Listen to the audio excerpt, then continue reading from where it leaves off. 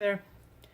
I found collaborative problem solving or collaborative and proactive solutions, depending on how you know it, when I was a foster mom. I was taking care of teen boys who were involved in the judicial system. I'd had lots of parenting classes, I'd done lots of research on my own about different parenting styles, and then I found CPS, and it was really the missing piece for me, and changed my relationships with the kids in my house. And I was able to help them in a way that I hadn't been able to help kids before. So I'm a total advocate of CPS. But I also know, because of my years of experience with it, and also supporting people online who are learning CPS, that there are some things, in addition to just the basic process of collaborative problem solving, there's some fine tuning that needs to happen, or there's some other tools that need to be in your toolkit to make CPS really work well. And so I'm making these videos, hoping that I help somebody who's in the process and help you find a method, find your own way through the method that really works for you and helps transform your family. So that's why I'm doing this. Today I want to talk about what I see as like the 3 stages of parenting. When I had the kids in my house, I was a paid auntie. And because I wasn't their parent or their probation officer or their therapist or their case manager, they would really open up to me about stuff. And I was made a rule of just being really honest with them. And often I found myself telling them that, it's really messy being a parent and being a kid, that relationship, because it's changing all the time. And I think sometimes as parents, we kind of lag behind the development of our kids. They're a certain way for so long. We have a certain way of relating to them. We have certain roles that we take on. And we don't necessarily see when they're moving out of the need for us to continue that role. And whenever I would tell them this, they were always like, can you tell my parents that? Can you help them kind of let go of me a little bit? And so I just want to kind of talk about 3 stages of parenting, and maybe it'll help. So, when they're brand new, until they're, maybe 9, 10 years old, we're their guide and mentor, right? We are their guide and teacher. We, are giving them the foundations of everything that they'll need for the rest of their life. It's all brand new. And we're teaching them everything we know about being a human being. But around, it's a different age for everybody, but around 9, 10, 11, 12, our role needs to shift from being the teacher in their life to being their manager, right? It's the stage at which they start moving out into the world more. Maybe they have interests of their own that they're pursuing. They take classes, they're on a team, they, whatever it is, they're finding other adults in their life to be the teacher for that next stage, because they're moving out and they're experiencing the world kind of in the next ring, out from home. And so we become the manager. We help them with their schedule, and we sign them up for classes, and we drive them to all these things, and we, are there in the stands when they're acting out big in the world on the team that they're on or whatever.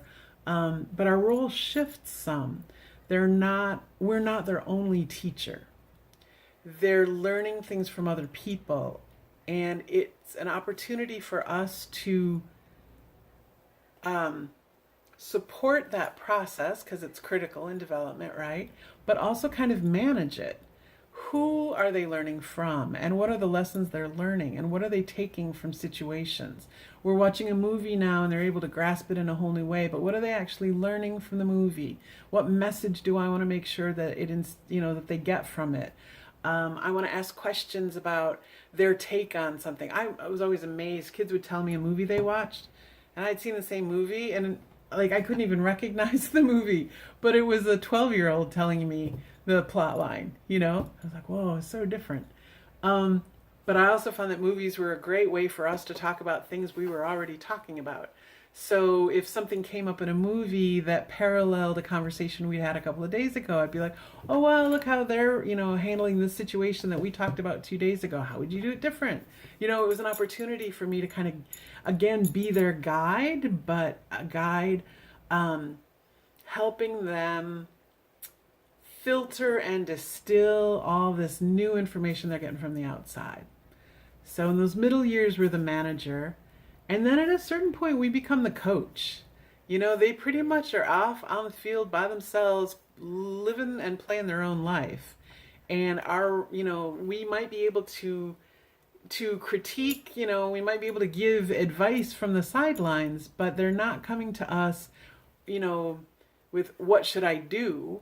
They're coming to us after they've already done it, and they're like, what do you think about what I did? It's a totally different role again. And again, we shift from manager to coach. It varies depending on the kids in our lives, where they're at developmentally. Some it happens really young. But if they're in the stage where they need you to be coach, which is like, trusted, knowledgeable person who they come to after they've already made the play to see how next time when they go out to do it, how they're going to do it different. If we're trying to be their teacher and their guide, or if we're trying to like hold on too much to those earlier roles where they only sought us out or they had to do everything we said, it creates conflict. The child is going to want to pull away, and if we're holding on, or if we're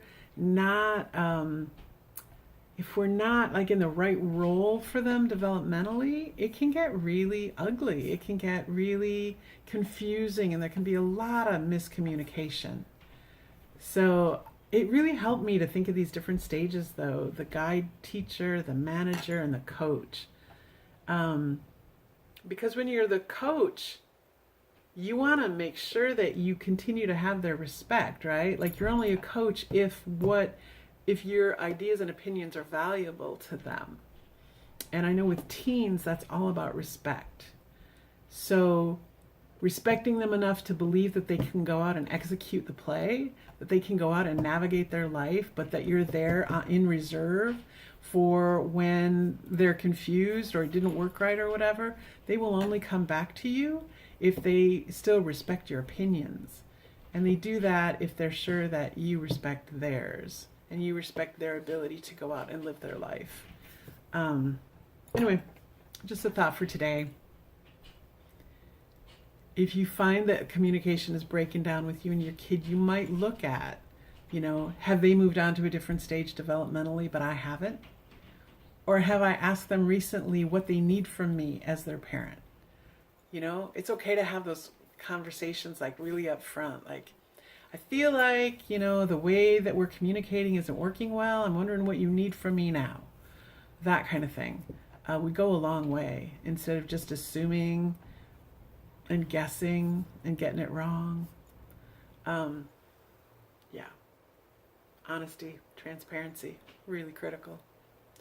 Anyway, I hope this has been, helpful. Maybe it unlocked something for you. If you find these videos valuable, if you find that they help you think about things differently or navigate your relationships with your kids differently, think about supporting me on Patreon at patreon.com/fosteringconnections.com. For as little as $2 a month, you can get these videos. And I also have other resources and much longer videos on different topics. So I hope you have a great day, and I'll see you soon.